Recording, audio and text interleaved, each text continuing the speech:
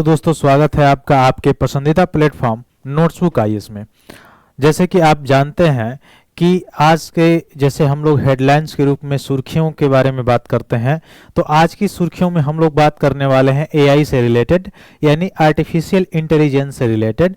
और जैसे कि आपको पता भी है कि जैसे जैसे आधुनिकता आती जा रही है और जैसे जैसे कंप्यूटर या डिजिटल युग आता जा रहा है, वैसे वैसे मुख्य रूप से देखा जाए तो एआई जो है, इसकी कार्य प्रणाली जो हो गई या एआई का जो इम्प्लीमेंटेशन हो गया, इसकी आवश्यकताएं जो हो गई, ये सारी दिन पर दिन बढ़ती जा रही हैं।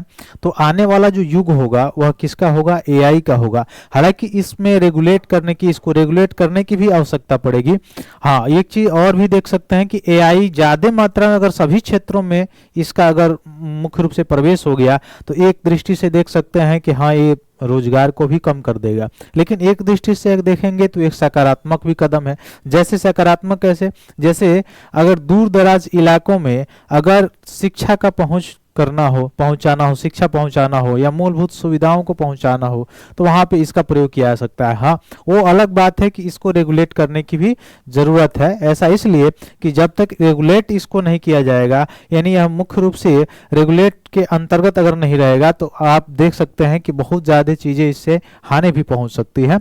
तो आज हम लोग देखेंगे कि ये जो एआई है, यानी आर्टिफिशियल इंटेलिजेंस है, उसमें कैसे जो स्किल्स प्लेटफॉर्म है, जैसे भारत में, या जो आप देख सकते हैं जैसे यूजीज हो गया या पोस्ट ग्रेजुएट हो गया या पीएचडी जो होता है, ये सारी चीज़ों में, यानी स्नातक हो गया, स्नातकोत्तर हो गया या पीएचडी जब करते हैं, तो वहाँ पे भी इसके स्किल के बारे में बताया जाएगा। इसके स्किल के बारे में मुख्य रूप से जानकारी दी जाएगी, इसके पाठ्यक्रम में जोड़ा जाएगा। यानी एआई का जो पाठ्यक्रम है, क्योंकि आने वाला जो युग है वो एआई का होने वाला है, आर्टिफिशियल इंटेलिजेंस का होने वाला है, इसलिए उसकी जानकारी जो है हमारी युवा पीढ़ी को पहुंचे, उसकी स्किल को बढ़ावा दिया जाए युवा पीढ़ी को।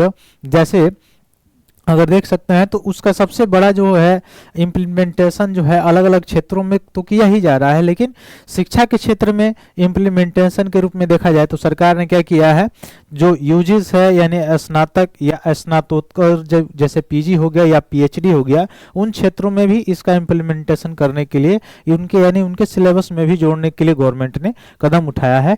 तो आइए हम लोग देखते हैं कि क्या क्या चीज़ें और कौन कौन मंत्रालय इसके अंतर्गत जो है या शुरू किया गया है, किस मंत्रालय के द्वारा, और क्या क्या चीज़ें शुरू की गई हैं, कौन से स्किल प्लेटफॉर्म है, इस सारी चीज़ों को हम लोग विस्तृत से जानकारी हासिल करेंगे। तो चलिए चलते हैं हम लोग।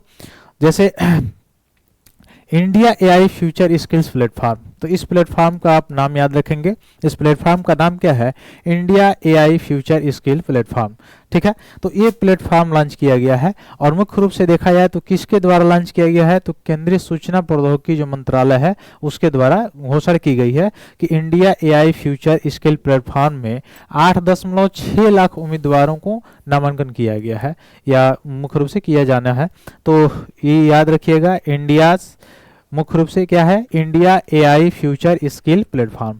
तो India AI future skill platform जो है कौन सा मंत्रालय, तो आप याद रखिएगा सूचना प्रौद्योगिकी मंत्रालय ने घोषणा किया है क्या कि India AI future skill platform में 8.6 लाख उम्मीदवार जो है उनका क्या हो गया? नामांकन हो गया है। तो ये तो मुख्य रूप से एक जानकारी थी। आगे अगर हम लोग देखेंगे तो इंडिया एआई फ्यूचर स्किल जो प्लेटफॉर्म है उसके बारे में अगर हम जानकारी हासिल करें तो क्या है, तो यह जो मिशन है इंडिया एआई मिशन के, इसके 7 आधारभूत स्तंभ है।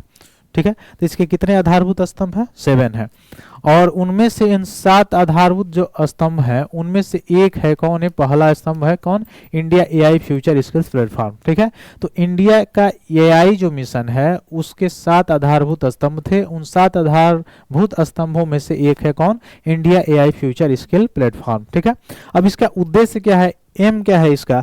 तो उद्देश्य है एआई कार्यक्रमों में प्रवेश की बाधाओं को क्या किया जाए? कम किया जाए, और एआई प्रतिभा पाइपलाइन को क्या किया जाए? आगे बढ़ाकर भारत में जो एआई कार्यबल है उसकी तत्परता को क्या किया जा सकता है? बढ़ाया जा सकता है।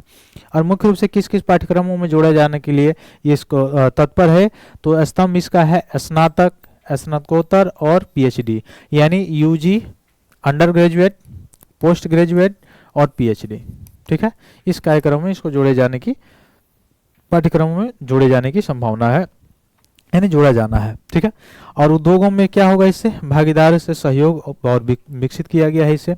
और देखा जाए मुख्य रूप से तो इस पहल के तहत कहाँ कहाँ, तो ये याद रखिएगा, गोरखपुर, लखनऊ, शिमला, औरंगाबाद, पटना, बक्सर, मुजफ्फरपुर जैसे शहरों में एआई डेटा लैब स्थापित इससे किया जाएगा। तो इसके अंतर्गत यानी India AI future skills platform के अंतर्गत कौन सा, तो एआई डेटा लैब स्थापित किया जाएगा। कहाँ कहाँ पे एआई डेटा लैब स्थापित किया जाना है, तो वो है गोरखपुर, लखनऊ, शिमला, औरंगाबाद, पटना, बक्सर, मुजफ्फरपुर, यहाँ यहाँ पे किया जाना है, ठीक है। और मिनिस्ट्री याद रखिएगा, कौन सी मिनिस्ट्री के अंतर्गत, तो ministry of electronic and information technology, government of India, ठीक है। तो कौन सी मिनिस्ट्री है, कौन सी मिनिस्ट्री है, ठीक, कौन सा, तो आप देखेंगे कौन सी मिनिस्ट्री है, ministry of electronic and information technology, government of India, ये मिनिस्ट्री है। इनके द्वारा ये मुख्य रूप से माइटी जो है उसके द्वारा क्या किया गया है, लॉन्च किया गया है फ्यूचर स्किल प्राइम के रूप में, ठीक है। तो इसको याद रखिएगा। आगे देखें हम लोग, इंडिया का एआई मिशन क्या है। तो मैंने अभी बताया कि इंडिया एआई मिशन का जो 7 आधार स्तंभ है, उन 7 आधार स्तंभों में से एक है हमारा क्या, जो हम लोग देख रहे थे, India AI future skill platform, ठीक है। तो अब हम लोग देखेंगे कि जो इंडिया एआई मिशन है वो क्या है।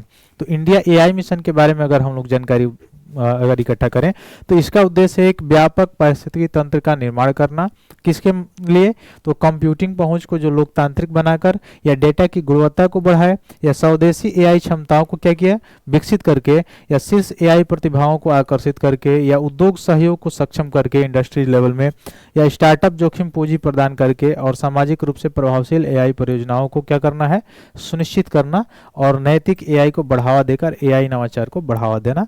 यह मुख्य रूप से इसका उद्देश्य है एआई मिशन का, ठीक है। और एआई मिशन जो है इसके कितने स्तंभ है, 7 स्तंभ है। और इन 7 स्तंभों में से एक हमारा जो था, जो अभी लॉन्च किया गया है मिनिस्ट्री ऑफ इलेक्ट्रॉनिक के माध्यम से, यानी information and technology, ministry of electronic and information technology government of India के द्वारा जो लॉन्च किया गया है वो है India AI future skills platform, ठीक है। तो 7 स्तंभ में से एक स्तंभ है। तो इनके ये याद रखिएगा, इंडिया एआई मिशन का कितने स्तंभ है, 7 स्तंभ है, ठीक है। तो ये रहा एक अतिरिक्त जानकारी जो सुर्खियों में बना हुआ था। तो आशा करते हैं ये सारी चीज़ें आपको समझ में आई होगी। मिलते हैं फिर अपने अगले सुर्खियों में, तब तक के लिए बहुत बहुत धन्यवाद दोस्तों, जय हिंद।